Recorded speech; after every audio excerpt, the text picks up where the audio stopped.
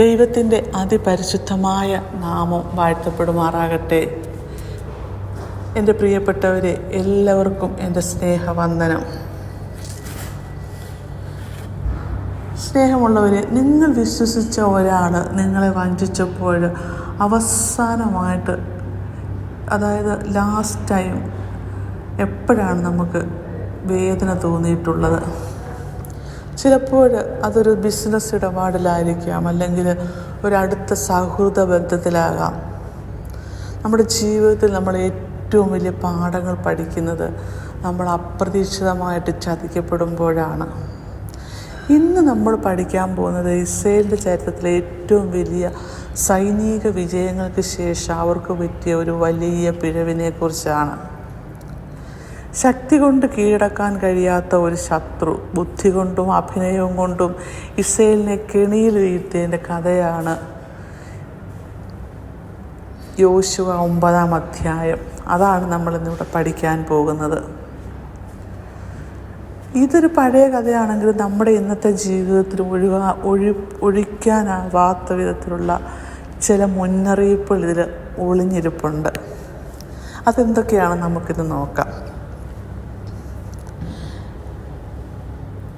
യോശുവ 9-ന്റെ പശ്ചാത്തലം പറയുകയാണെങ്കിൽ, എരിഹോയും ഹായും തകർന്നടിഞ്ഞു. ദൈവത്തിൻ്റെ ശക്തി കനാൻ ദേശമൊക്കെയും ഒരു കൊടുങ്കാറ്റ് പോലെ ആഞ്ഞടിക്കുകയാണ്. ആ വിജയം കണ്ട കനാൻ ദേശത്തിലെ എല്ലാ രാജ്യങ്ങളും ഭയം കൊണ്ട് വിറച്ച് അവരെല്ലാം ഒറ്റക്കെട്ടായിട്ട് ഇസ്രായേലിനെതിരെ യുദ്ധം ചെയ്യുവാൻ തീരുമാനിക്കുന്നതായിട്ട് കാണാൻ സാധിക്കും. എന്നാൽ ഇതിൽ നിന്നും വ്യത്യസ്തമായിട്ടുള്ളൊരു നഗരമുണ്ടായിരുന്നു. അതാണ് ഗിബെയോൻ. യുദ്ധം ചെയ്ത് മരിക്കുന്നതിനേക്കാൾ നല്ലത് ബുദ്ധി ഉപയോഗിച്ച് രക്ഷപ്പെടുന്നതാണെന്ന് ഗിബെയോൻകാർ തീരുമാനിച്ചു. അവർ നേരിട്ട് യുദ്ധം ചെയ്യാതെ ഒരു വലിയ നാടകം ആസൂത്രണം ചെയ്തു. അതാണ് യോശുവ 9-ാം അധ്യായം 4-5 വാക്യങ്ങളിൽ കാണുന്നത്.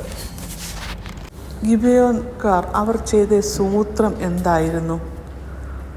തങ്ങൾ വളരെ ദൂരത്തു നിന്ന് വിദൂരമായിട്ടുള്ളൊരു ദേശത്ത് നിന്ന് വന്നവരാണെന്ന് വരുത്തി തീർക്കുക. അതിനായിട്ട് അവർ പഴയതും കീറിയതുമായിട്ടുള്ള വസ്ത്രങ്ങൾ ധരിച്ചു. പഴകിയതും കുമിൾ പിടിച്ചതുമായിട്ടുള്ള അപ്പം ഭക്ഷണമായിട്ട് കരുതി. തോൽക്കുടങ്ങൾ കീറിയിട്ടും പഴയ ചെരുപ്പും, തോൽക്കുടങ്ങൾ എന്ന് വെച്ചാൽ ആ വീഞ്ഞ് പകരുന്ന കുടങ്ങൾ കീറിയതും പഴയ ചെരുപ്പുകൾ ധരിച്ചുമൊക്കെ അവർ യോശുവയുടെ അടുത്തേക്ക് യാത്രയായി. ഗിബെയോൻകാരുടെ ഈ ഭയം അവരെ കള്ളം പറയുവാനും ചതിക്കുവാനും പ്രേരിപ്പിച്ചു. ഭയം എപ്പോഴും നമ്മുടെ ചിന്താശേഷിയെ എങ്ങനെ ബാധിക്കുന്നു എന്നാണ് ഈ സംഭവം കാണിക്കുന്നത്. ഗിൽഗാലിൽ ഇസ്രായേലിൻ്റെ പാളയത്തിലെത്തിയ ഗിബെയോൻകാർ യോശുവയോട് പറഞ്ഞു, ഞങ്ങൾ വളരെ ദൂരത്തെ ഒരു രാജ്യത്തു നിന്ന് വന്നവരാണ്. നിങ്ങളുടെ ദൈവമായ കർത്താവിനെക്കുറിച്ചുള്ള കേട്ടറിവ് ഞങ്ങളെ ഇവിടെ എത്തിച്ചതാണ്.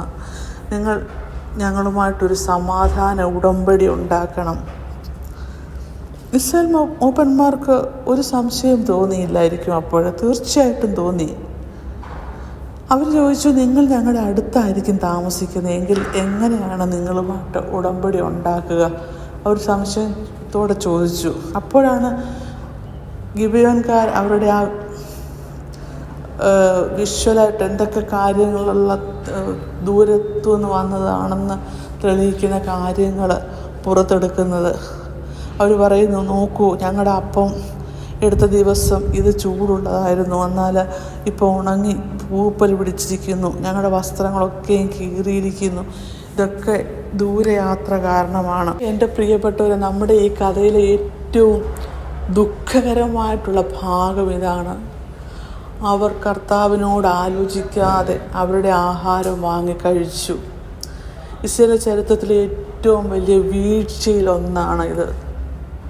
ദൈവം വാഗ്ദത്തം ചെയ്ത ദേശത്തെ ദൈവത്തിൻ്റെ ശത്രുക്കളുമായിട്ട് ഒരു കരാർ ഉണ്ടാക്കാൻ യോശുവയും മൂപ്പന്മാരും അവരുടെ നല്ല ബുദ്ധിയും കണ്ണിൽ കണ്ട സത്യങ്ങളും മാത്രം ആശ്രയിച്ചു.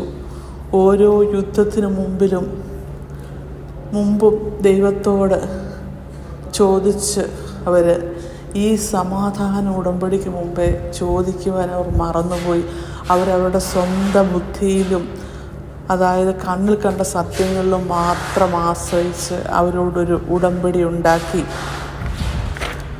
പ്രിയപ്പെട്ടവർ, 3 ദിവസങ്ങൾക്ക് ശേഷം കരാറുണ്ടാക്കി കഴിഞ്ഞപ്പോൾ ഇസ്രായേൽ സൈന്യം ഗിബെയോനിലേക്ക് യാത്രയായി. അപ്പോഴാണ് അവർ ആ സത്യം മനസ്സിലാക്കിയത്. ഗിബെയോൻ ദൂരെ എവിടെയോ ഉള്ള ഒരു രാജ്യമായിരുന്നില്ല, അവരുടെ അടുത്തുള്ള ഒരു പട്ടണമായിരുന്നു. ഗിബെയോൻകാർ ഇസ്രായേലിനെ ചതിക്കുകയായിരുന്നു.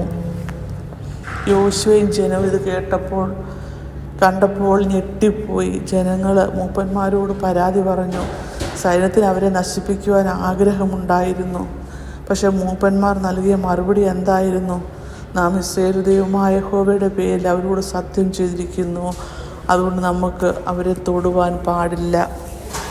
ഒരു വലിയ തെറ്റ് ചെയ്തിട്ടും ആ തെറ്റായ ഉടമ്പടി ലംഘിക്കുവാൻ ഇസ്രായേലിന് കഴിഞ്ഞില്ല. കാരണം എന്താ? അവർ ദൈവത്തിൻ്റെ നാമത്തിൽ സത്യം ചെയ്തു പോയിരുന്നു. അവരോട് വാക്കു പാലിക്കുക എന്നിട്ടുള്ള ആ ഒരു ധാർമ്മികമായിട്ടുള്ള ഉത്തരവാദിത്വം അവർക്ക് ആ ജനതയെ സംരക്ഷിക്കുവാൻ ബാധ്യതയുണ്ടാക്കുന്നതായിട്ടാണ് നമ്മളിവിടെ കാണുന്നത്. അങ്ങനെ ഗിബെയോൻകാർ രക്ഷപ്പെട്ടു. പക്ഷെ അവരുടെ സ്ഥാനം ഇസ്രായേലിന് വേണ്ടി വിറക് വെട്ടിക്കും വെള്ളം കോരുകയുമായി തീർന്നു. നമുക്ക് ഈ യോശുവ 9 നിന്നും നമ്മുടെ ഇന്നത്തെ ജീവിതത്തിലേക്ക് നമുക്ക് എന്താണ് പഠിക്കുവാനുള്ളതെന്ന് നമുക്ക് നോക്കാം. ഒന്നാമത്തെ കാര്യം, കണ്ണിൽ കാണുന്നതിനെ വിശ്വസിക്കരുത്. ഇന്നത്തെ ലോകം ഒരു വലിയ ഷോറൂമാണ് സത്യത്തിൽ. സോഷ്യൽ മീഡിയയിൽ കൂടെ പലരും നമ്മളെ തന്നെ പഴയ അപ്പം കാണിക്കുന്നത് പോലെ വളരെ ദയനീയമായിട്ടോ അല്ലെങ്കിൽ അതിഗംഭീരമായിട്ടോ മറ്റുള്ളവരെ നമ്മുടെ മുമ്പിൽ അവതരിപ്പിക്കുന്നു. പല പ്രോജക്റ്റുകളും നമ്മുടെ മുമ്പിൽ അവതരിപ്പിക്കുന്നു. നമ്മളിലേക്ക് വരുന്ന പല സൗഹൃദ ക്ഷണങ്ങളും ഇൻ്റർനെറ്റിൽ കൂടി വരുന്ന പല വാഗ്ദാനങ്ങളും എൻ്റെ പ്രിയപ്പെട്ടവരെ പുറമേ കാണുന്നത് പോലെ അല്ല. പുറമേയുള്ള ഭംഗിയോ അല്ലെങ്കിൽ ദാരിദ്ര്യമോ നോക്കി നമ്മൾ പെട്ടെന്ന് ഒരു ഉടമ്പടി ഉണ്ടാക്കരുത്. ഓരോ തീരുമാനത്തിലും ദൈവത്തോട് ആലോചിക്കുക. യോശുവയും മൂപ്പന്മാരും കണ്ടുകൊണ്ട് കണ്ട സത്യം ശരിയാണെന്ന് അവർ വിശ്വസിച്ചു. നമ്മുടെ ജീവിതത്തിലും ഏറ്റവും വലിയ പിഴവ്, ഏറ്റവും വലിയ തീരുമാനങ്ങൾ, അതായത് വിവാഹം, ജോലിയുടെ മാറ്റം അല്ലെങ്കിൽ വലിയൊരു നിക്ഷേപം ഒക്കെ എടുക്കുമ്പോൾ, വലിയ തീരുമാനങ്ങൾ ജീവിതത്തിൽ എടുക്കുമ്പോൾ പ്രാർത്ഥിക്കുവാൻ നമ്മൾ മറന്നു പോകുന്നതാണ് ഏറ്റവും വലിയ തെറ്റ്. ദൈവത്തിൻ്റെ ഹിതം നമ്മളപ്പോൾ ആരാഞ്ഞാൽ നമ്മളെ കണ്ണിന് കാണുവാൻ കഴിയാത്ത ആ സത്യങ്ങൾ അവിടെ നമുക്ക് വെളിപ്പെടുത്തി തരും. അതുകൊണ്ട് എൻ്റെ പ്രിയപ്പെട്ടവരെ, ഏത് കാര്യം, ഏറ്റവും ചെറിയൊരു കാര്യമായിരിക്കട്ടെ, ഏറ്റവും പ്രധാനപ്പെട്ട ഒരു കാര്യമാകട്ടെ, നമ്മുടെ ജീവിതത്തിന് വേണ്ടി ഒരു തീരുമാനമെടുക്കുമ്പോൾ നമ്മൾ പ്രിയപ്പെട്ടവരോട് ആലോചിക്കുന്നതിനേക്കാൾ മുമ്പേ ദൈവസന്നിധിയിൽ അത് സമർപ്പിച്ച് പ്രാർത്ഥിക്കുക.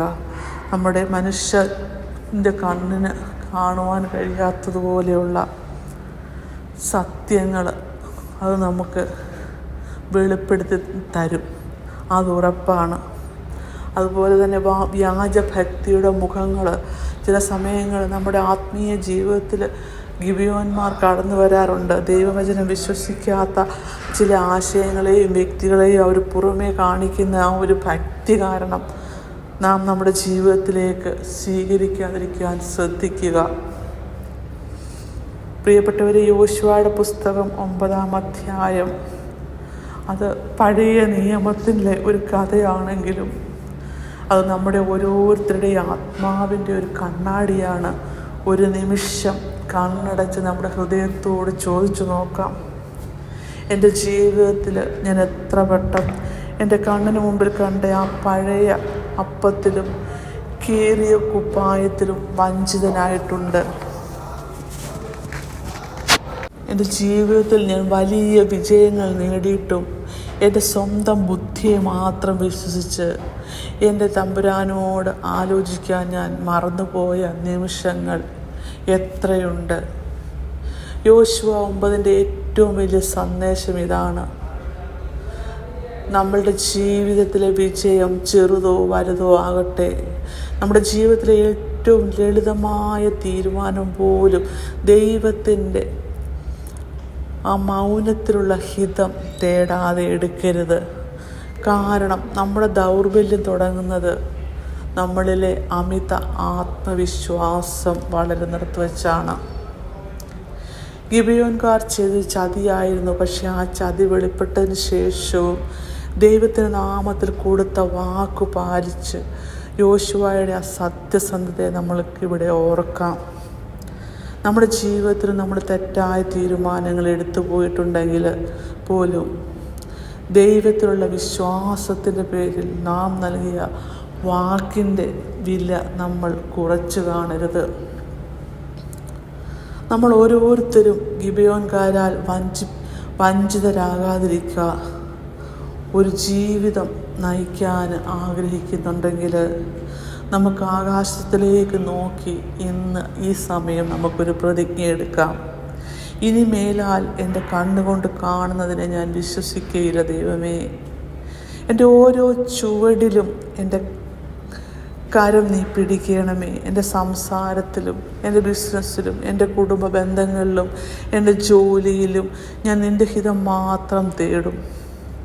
കർത്താവേ, എനിക്ക് വിശ്വാസത്തിൻ്റെ കണ്ണുകളെ തരയണമേ. ഈ സത്യം നമ്മുടെ ജീവിതത്തിലൊരു വഴിത്തിരിവാകട്ടെ. ദൈവത്തിൻ്റെ ആലോചന തേടുന്ന ഹൃദയത്തിന് മുമ്പിൽ ഒരു ചതിക്കും നിലനിൽക്കുവാൻ കഴിയുകയില്ല. പ്രിയപ്പെട്ടവരെ, ഞാൻ ഒരിക്കൽ കൂടി പറയട്ടെ, ദൈവത്തിൻ്റെ ആലോചന തേടുന്ന ഒരു ഹൃദയത്തിൻ്റെ മുന്നിലും ഒരു ചതിക്കും നിലനിൽക്കുവാൻ കഴിയുകയില്ല. എൻ്റെ പ്രിയപ്പെട്ടവരെ, എൻ്റെ ഈ ചെറിയ പ്രസംഗം നിങ്ങൾക്ക് ഹൃദയസ്പർശിയായി തോന്നിയെങ്കിൽ ദയവ് ചെയ്ത് ഈ സന്ദേശം മറ്റുള്ളവരിലേക്കും എത്തിക്കുവാൻ ഷെയർ ചെയ്യുക. ദൈവത്തിൻ്റെ അതിപരിശുദ്ധ നാമം എപ്പോഴും വാഴ്ത്തപ്പെട്ടു മാറാകട്ടെ. ദൈവം നമ്മളെ അനുഗ്രഹിക്കട്ടെ. ആമേൻ.